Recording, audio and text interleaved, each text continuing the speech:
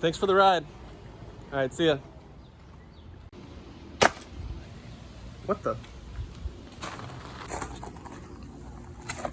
Spell book?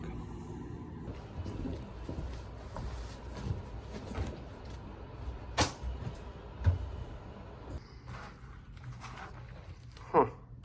There's only one page. Vanishing spell. Very funny. Ooh, Abracadabra book.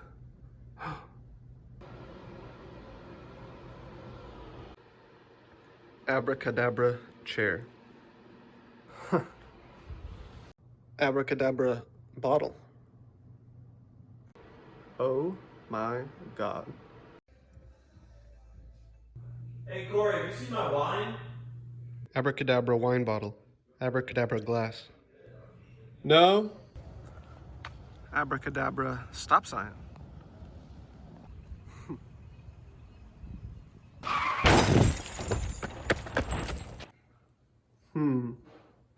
I wonder.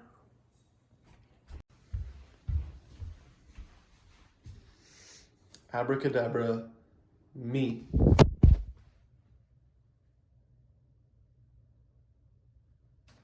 I hope you enjoyed that demo of our final project for the digital video class.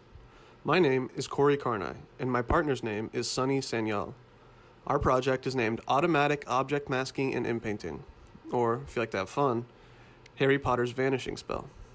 This project consists of several disparate systems, including 2 different machine learning algorithms that are integrated in a novel and creative way.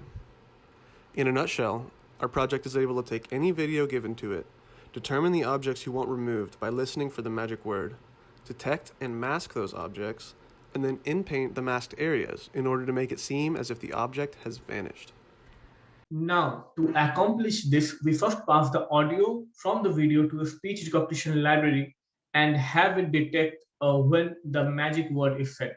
Since we may need to mask different objects at different parts in the video, we create a string of every individual frame indicating which objects need to be masked on that frame. This array is then passed to our first machine learning model, which is MaskRCNN. Now, this MaskRCNN is a state-of-art object detection and segmentation model that can be trained to detect any class of objects. In our case, we used a version of MaskRCNN that had been pre-trained on the COCO dataset. This means we can detect 80 different objects from cars to cats to tennis rackets. Now, in the MaskRCNN, using this set of strings we just created, the MaskRCNN model will go frame by frame and attempt to detect the mask of objects, creating 2 output images of every input image. This pair of images will be used as input for the inpainting model. We have used an inpainting model which is deep fill that attempts to guess what should be in the empty space based on what's around it. Here we see some example outputs from this model demonstrating when this would be useful, removing a photo bomber, for instance. Here is the deep fill pipeline.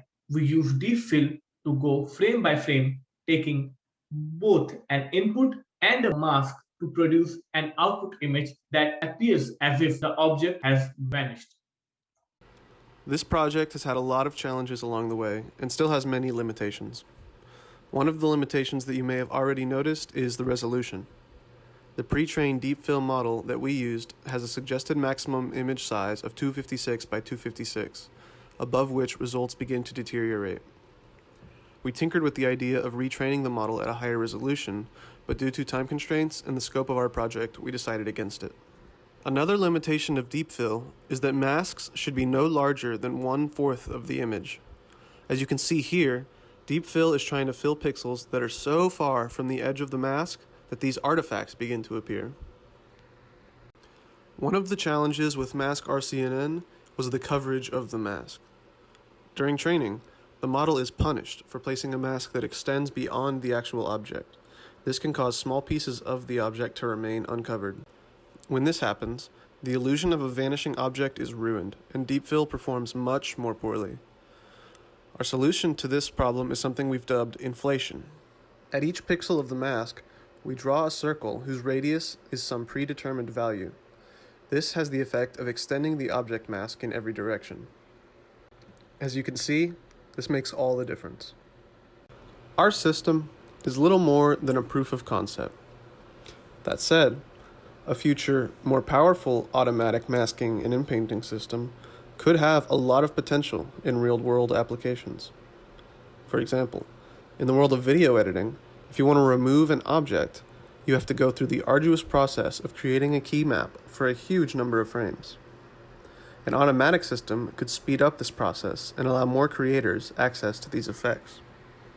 Throughout this project, we learned how two totally different machine learning models work, the strengths and weaknesses of those models, and how to integrate them with other software in a compelling way. I hope you enjoyed Harry Potter's Vanishing spell, and thank you for watching.